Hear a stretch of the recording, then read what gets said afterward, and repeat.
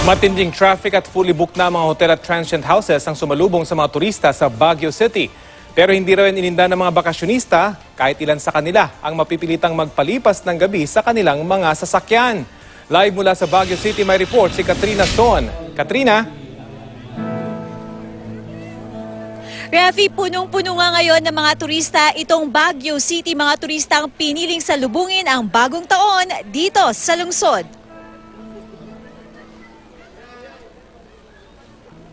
Sinamantala ng mga turista dito sa Baguio ang maaliwalas na panahon. Ang ilang pamilya sa Burnham Park, kanya-kanyang latag para mag-picnic. Para kaming mga buong pamilya magsama-sama kami dito. Yung mga bata, naglalaro ng mga larong bike, ganun. Naglalaro ng playground para mas masaya. Pero mahigpit ang paalala ng mga nagbabantay na bawal ang alak dito. Ang turistang si Donato nasita dahil sa dala niyang alak na inilagay sa bote ng tubig. Yung may halo naman na at kunti lang, ma'am. Bawal po, ma'am, kasi alam naman natin yung mga tao pag nahaluan ng alcohol, nasa espiritu ng alcohol, nagiging unruly ang mga yan. So yun yung iniwasan natin dito. Sa dami ng mga turistang umakyat sa City of Pines, matindi na rin ang traffic. Fully booked na ang mga hotel. Ang mag-asawang Tim Mates Aquavera na galing pang Australia, laking tuwa ng may maibuk pang hotel. Nandito raw kasi ang kanilang pamilya na nais nilang makapiling pagsapit ng bagong taon. Para mabisita yung family namin for Christmas, tapos maganda mag-New Year dito sa Baguio. There is a bit of traffic because everybody wants to come here, but it's beautiful, so it's worth it. First come, first serve na nga nangyayari. May mga last minute bookings kaming nakukuha na hindi na rin namin ma-accommodate. Ang ilang pamilya sa kanilang sasakyan na lang magpapalipas ng gabi dito sa Burnham Park dahil sa hirap maghanap ng matutuluyan. Basta importante magkakasama kaming pamilya. Mahigpit din ang ginagawang pagbabantay ng BFP sa mga nagbebenta ng mga bawal na paputok sa lungsod. Bawal bumili at magbenta ng anumang paputok dito. Kaya may ilang dumayo pa sa tuba para makabili. Yung lights kasi na binibigay tuwing bagong taon, siya eh.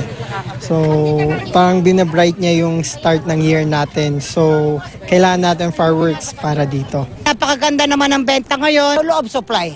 But the demand is many. So, nagkakaubusan na po ba dito? Correct. Take note, the price. Tumaas talaga. Dahil nga wala kukunti ang supply. May mga nag-inspeksyon ng pulis kanina sa mga tindahan. Kailangan natin magpatrol para at least mawala yun at walang magbebenta. Rafi, sa ngayon naman ay nagpupuntahan nga ang mga residente at mga turista dito sa Baguio, dito nga sa Melvin Jones Grandstand dahil mamayang alas 12 ng hating gabi ay magkakaroon dito ng grand fireworks display. Rafi? Katrina, noong Pasko, naging problema dyan yung mga basurang iniwan ng mga turista. Pagkatapos ng selebrasyon, may hakbang ba para mas mahigpitan yung waste management ngayon, Katrina? Rafi, alam mo, kanina nakausap nga natin yung mga nagbabantay sa Burnham Park. Aminado sila ng isa nga sa mga naging problema nila noong Pasko ay yung waste management. Kaya naman daw nagdagdag sila ng mga basurahan sa buong parke at dito nga sa Baguio. At saka patuloy na may umiikot ang mga street sweepers at alam na daw nila yung mga lugar na karaniwang pinagtatapunan ng basura ng mga turista. Kaya naman binabantayan daw nila ito maigi. May mga umiikot din daw ng mga security guard na constantly nagpapaalala doon nga sa mga turista at mga residente dito na itapon ang basura sa tamang basurahan nga, Rafi. Nabanggit mo rin kanina yung iba magpapalipas na sa kanilang mga sasakyan pero dun sa Burnham Park ba pwedeng mag-pitch ng tent? At kumusta yung seguridad dyan sa area ngayong magdamagan na Katrina? Rafi, dito sa Burnham Park, ipinagbabawal yung pagtatayo nga ng tent dahil hindi daw nakikita ng mga otoridad kung ano ang nasa loob ng tent dahil gusto nga raw sana nilang mabantayan yung mga turista at ayaw nga nila nang may umiinom dito sa parke. At karaniwan daw pag may tent, hindi nga nila nakikita kung may nagiinuman sa loob ng tent kaya pinagbabawal nila yan, Rafi. Pero dun sa mga gustong mag-overnight dito, may mga parking areas na pwede silang mag-overnight. May mga security guards at saka mga police na constantly umiikot dito sa lugar at nagbabantay para masiguro nga yung security nila. Dahil ayon nga sa tourism officer na ating nakapanayam, ang primary concern daw nila dito ay ibigay nga yung security at convenience ng mga tourists na magpupunta rito sa Baguio. Rafi?